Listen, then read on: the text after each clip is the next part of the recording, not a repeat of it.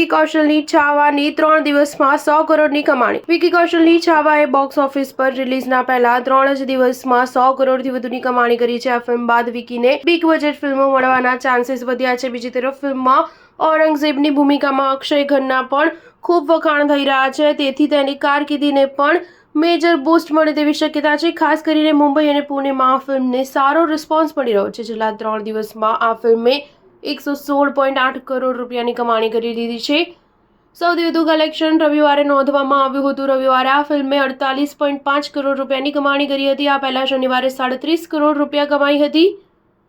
મુંબઈ અને પુણેમાં થિયેટરોમાં 90 થી 70% ઓક્યુપન્સી નોંધાઈ છે। વિકીની આ પહેલી મોટી કમર્શિયલ સફળતા છે। આ ફિલ્મ પછી વિકી માટે મેગા બજેટ ફિલ્મો મેળવવાના દ્વાર ખુલી ગયા છે। અગાઉ અશ્વત્થામા ફિલ્મ એ મુદ્દે પરથી મૂકવામાં આવી હતી કે વિકી બોક્સ ઓફિસ પર તગડું કલેક્શન લાવી શકે તેમ નથી, પરંતુ છાવા બાદ વિકીને એવા મોટા પ્રોજેક્ટ્સ મળવાનો માર્ગ મોકળો થયો છે। સ્ટાર ન્યૂઝ 7 હંમેશા સચ્ચાઈની સાથે।